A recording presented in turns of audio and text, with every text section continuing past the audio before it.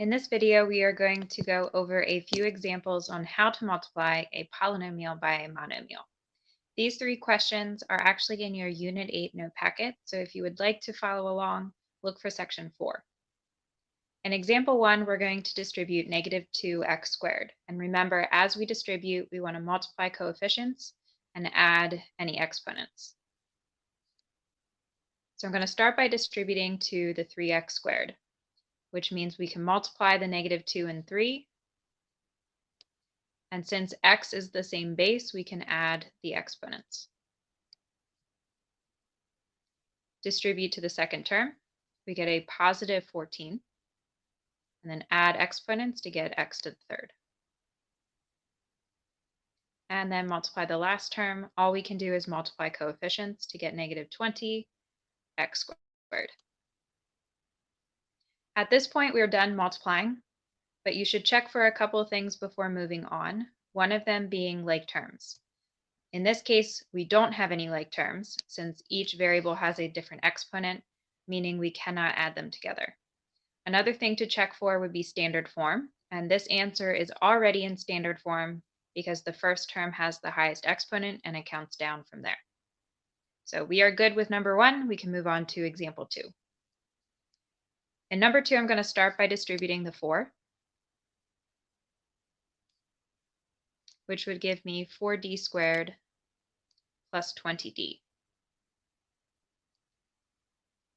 I can also distribute the -d into that following trinomial. As you distribute -d or -1d, remember there is an exponent of 1 with that variable. So as you multiply, make sure to include that when you're adding exponents. So we'll get -d to the third plus 7d squared minus 12d. At this point, you should check for any like terms. I like to start with the highest exponent. That way my answer is in standard form when I'm finished. So our highest exponent in this case would be 3.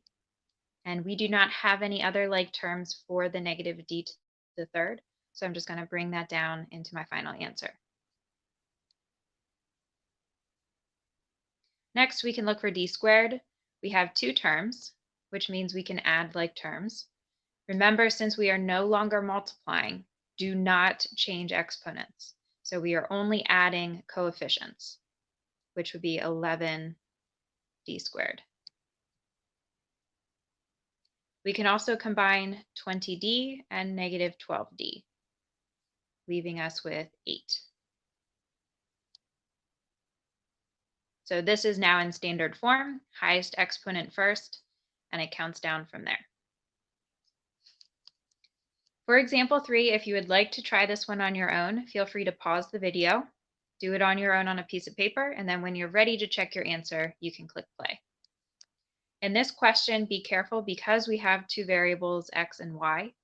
As you multiply, only add exponents if the bases are the same. So just pay attention to what you have and make sure you're adding the right exponents.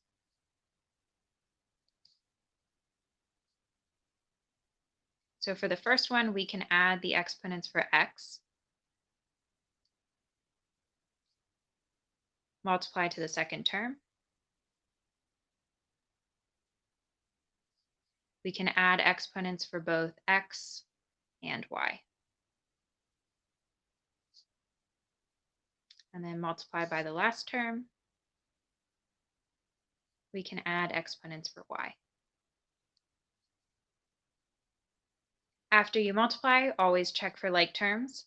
In this case, we don't have any. Nothing has identical variables with identical exponents. So this is as far as we have to go for number 3.